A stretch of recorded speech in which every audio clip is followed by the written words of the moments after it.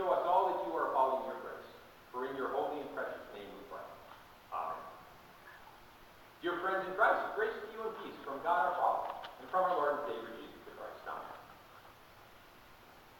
Did today's gospel reading seem a little strange to anybody else?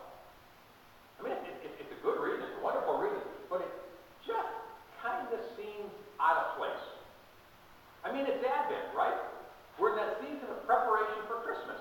And so we've decorated the church and we put up a Christmas tree, and every time I turn TV on, there's all sorts of commercials saying you're ready for Christmas. It's a time of the year where we're focusing in on Christmas. And our gospel reading is about the second coming and the end of the world. Okay, Advent, end of the world. Those aren't things that I usually put together. And so I'm wondering, did somebody make a mistake picking today's gospel, or what's going on? Let's take a look. Let's take a look at what Advent is about. And in the process, I think we'll find out that the gospel reading actually is most appropriate for this Advent season. As I said, we are now in the season of Advent. Advent is the 4 weeks before Christmas. Our word Advent actually comes from the Latin word adventus, which means to come to. Advent is about somebody coming to us. And particularly, Advent is about Christ's coming. That, in a nutshell, is the theme for these next 4 weeks. We are going to talk about a Lord who comes to be with his people. Jesus is no absentee landlord. He is the Lord present in the midst of this world, in the midst of his people. Advent is about Christ's coming. But as soon as I say that, let me note that Christ's coming is a bit of a complicated phrase. And it just doesn't mean one thing. When we talk about the coming of Christ, we're talking about at least 3 different things. Jesus is the Lord who came in the past, who still comes today, and who will come again in future glory. And Christ's coming encompasses all 3. So let's take a look at all 3. First, when we talk about Christ's coming, we're talking about a past event. The first coming is Jesus' birth in Bethlehem. And that is usually what we focus on this time of year. This is a time when we do history. And we look back 2,000 years to one of the greatest events in the history of this world. And that is the birth of Jesus. And so we do history. We talk about Herod and Caesar Augustus and John the Baptist and Mary and Joseph. We talk about the Christ who was born in the midst of this world, who grew up to become the Savior. Advent is a time when we begin by looking backwards. So that's first. Christ's coming is about Christ's first coming 2,000 years ago. And second, when we talk about the coming of Christ, we also talk about the Christ who is with us now and present with us in the here and now of our lives. This Christ who came in Bethlehem still comes to our world, in our community, in our lives, and we live in his presence and grace.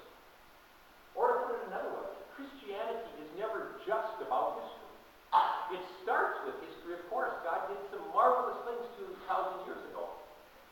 But it continues to the present because God continues to do marvelous things in our lives. This Christ who came years ago continues to come and impact us. And we live now in the glory and wonder of Jesus Christ. Let me give you some examples of that. A number of years ago, one of our members was in the hospital. He was facing some very, very serious surgery the next day. Very, very advanced, very risky surgery. And he told me that he was very nervous. Night before, just very nervous, worried about that, tossing and turning. And he said the strangest thing, about halfway through the night, he got this incredible feeling of calm. It was like somebody touched him and said, it's going to be okay. He said he slept through the rest of the night. Well, he had surgery, and we talked about that. Some days after surgery, we talked about all that. And he told me the story.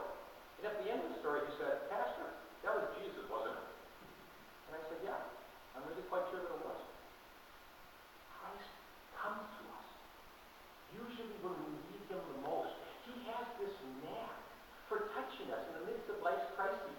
In hospital rooms, in funeral parlors, in lonely homes, Christ comes to be with us. Or for another example, when we share communion, when we come up to this altar and kneel and receive bread and wine, Christ is with us. Here to say to you in the here and now of our lives, I forgive you, I love you, I care for you. The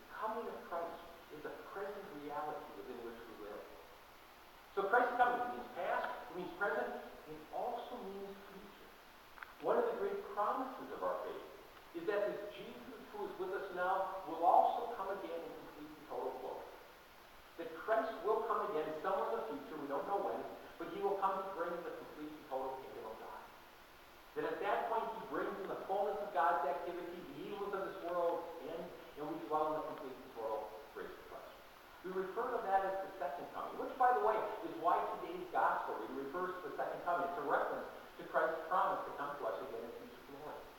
Christ will come again. And so when it comes to Advent, we talk about Christ coming in the past, we talk about his coming in the present, we talk about his coming in the future. All of that is caught up in this promise. Now, the Advent season manages to reverse the order just a little bit. This first Sunday of Advent, we talk about Christ's future coming. The next two Sundays, we're going to be called to lives of obedience as we live for Christ now. And on Christmas Eve, we'll talk about Christ's birth 2,000 years ago. So we kind of mix up the order, but that's okay. Because the point of the entire service, or the entire season, is that our Lord comes. That Jesus is the Lord who impacts our lives now and forever. And we live in the promise and the reality of Jesus Christ. That's the glory. And that's the wonder of Advent. Advent is looking to the Lord who comes to us. Pastor I know tells a story. And I think I've shared this with some of you before, but it works so nicely for Advent. Tells a story of visiting in the hospital. One of the members of his congregation was an elderly man doing very poorly. Was in the hospital. The pastor stopped by and visited. And the pastor noticed there was a chair that was pulled up right next to a man's bed. They talked, and finally the man said, Pastor, I see you've noticed my chair. He said, I should probably explain it. He said, that's my prayer chair. That's my Jesus chair. And I'm spending a lot of time in prayer. And what I've done is I pulled this chair right next to me, and I envision Jesus sitting in that chair. And then when I pray, I'm simply talking to Jesus. And he said, I hope that doesn't sound too strange. And the pastor thought about it and said, no, that's actually kind of a nice way to pray. Well, a few days later, the man's daughter called the pastor and said that her father had died. The pastor expressed his condolences, and she said, yeah, the staff found him. Said he had a very peaceful look on his face. She said there was one really odd thing, though. She said he had slid over to the side of his bed, and he was resting his head on a chair right next to his hospital bed. She said, we don't know what